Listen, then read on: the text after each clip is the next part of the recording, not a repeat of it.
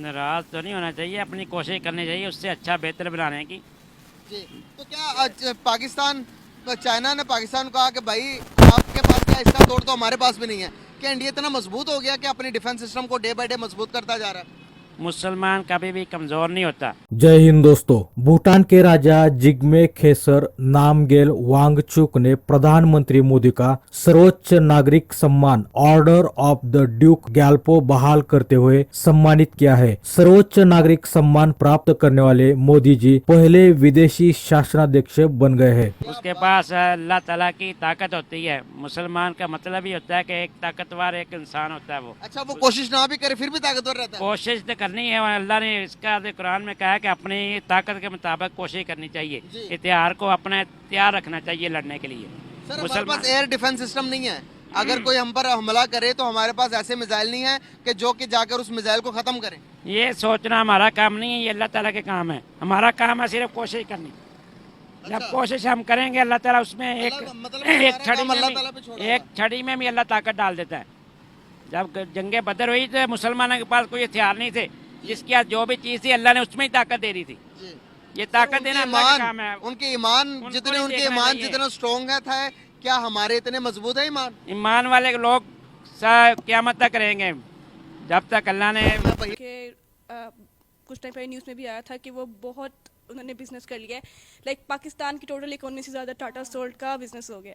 उन्होंने सपोर्ट किया है। वहाँ पर देखा जाए तो India is not a very good country, हमारे साथ हमारे मुकाबले की है वो।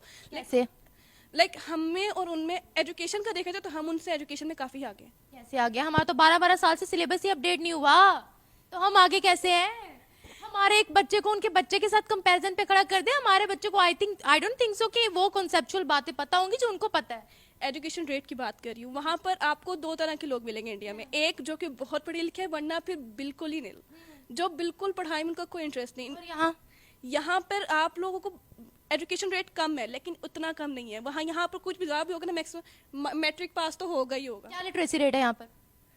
इतना मुझे दोस्तों आपको बता दें कि प्रधानमंत्री नरेंद्र मोदी 2 दिवसीय राजकीय यात्रा पर पड़ोसी देश भूटान पहुंचे हैं। भारत और भूटान के संबंध प्राचीन है। भारत भूटान के सबसे बड़े व्यापारिक भागीदार एवं प्रमुख निर्यात गंतव्य है। भूटान की जल विद्युत क्षमता देश के लिए राजस्व का एक महत्वपूर्ण स्रोत है तथा भारत भूटान की जल विद्युत परियोजनाओं को विकसित करने में सहायक रहा है। भारत भूटान को उसकी विकास परियोजनाओं के लिए वित्तीय सहायता भी प्रदान करता है। दोस्तों इतना ही नहीं, भारत ने भूटान का पहला सैटेलाइट बनाने और प्रक्षेपित करने में भी सहयोग किया है। भूटान के कई साइंटिस्ट इसरो मिशन में भी अपना सहयोग करते हैं। भूटान के इस विशेष विजिट पर प्रधानमंत्री मोदी ने इंफ्रास्ट्रक्चर बनाने और विकसित करने का वादा किया है। दोस्तों आपको बता दें कि भारत और भूटान के संबंध प्राचीन एवं सदियों पुराने हैं। भूटान एक बुद्धिस्ट शांति प्रिय कंट्री है और भारत बुद्ध की धरती है। भारत हमेशा से अपने पड़ोसी देशों के साथ सम्मान और आदर का संबंध रखते हैं। अगर वो वहाँ से बम चलाएंगे, हम यहाँ से डंडा लेके जाएंगे तो बराबरी कर सकेंगे? हमारा एक पत्थर भी बम के बराबर होगा जब अल्लाह के ईमान मजबूत होगा।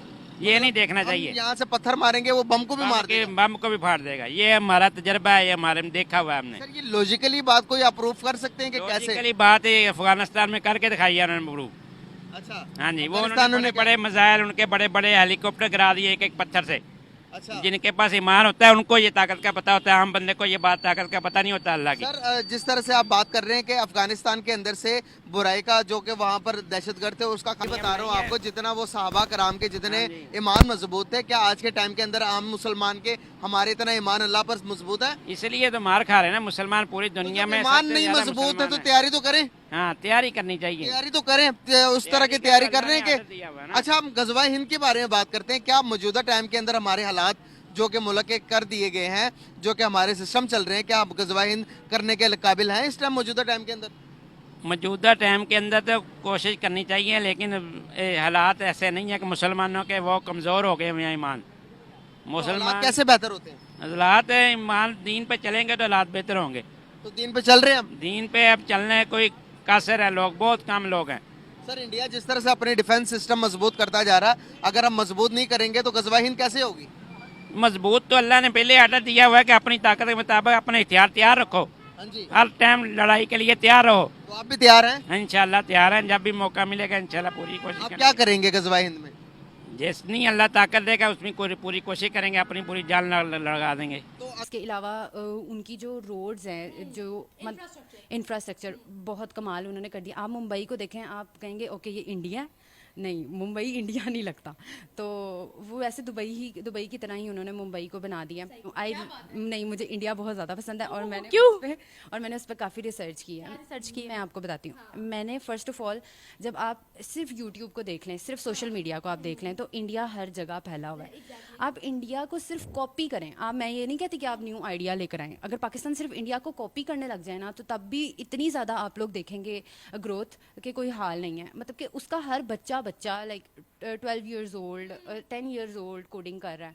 इतना ज़्यादा वो अपने बच्चों को दिखा रहे हैं। हर दफ़ा ऐसा ही होता है, पाकिस्तान पहले खड़ा हो जाता है और 21 तोपों की सलामी दे देता है। ऐसा ही करता है। अमेरिका के सामने भी इसी तरह हर दफ़ा झुक जाता है और इसी तरह इंडिया के आगे भी ये कर देते हैं। अगर जिस तरह वो इंडिया से हम जितनी भी लेते हैं, प्याज लेते हैं या टमाटर लेते हैं, तो अगर इंडिया एक दिन भी बंद कर दे तो फिर पाकिस्तान क्या करेगा? कुछ लगता है कभी भी नहीं। अभी तो हमने गजवा हिंद करनी है, नहीं होने वाला ये वो भी इंडिया की टेक्नोलॉजी से करेंगे। नहीं, ये तो नहीं हो सकता कभी भी, मेरा नहीं ख्याल। ऐसा नहीं हो सकता कभी। मुझे नहीं लगता कि मैं इस चीज़ को इस तरह नहीं देखती कि कभी पाकिस्तान इतना आगे जा सकता है। ऐसा क्यों है? आप तो यूथ है पाकिस्तान की। यूथ है तभी तो कह रहे हैं कि हमें पता है ना कि यूथ के आजकल कितनी मोटिवेटेड है यूथ।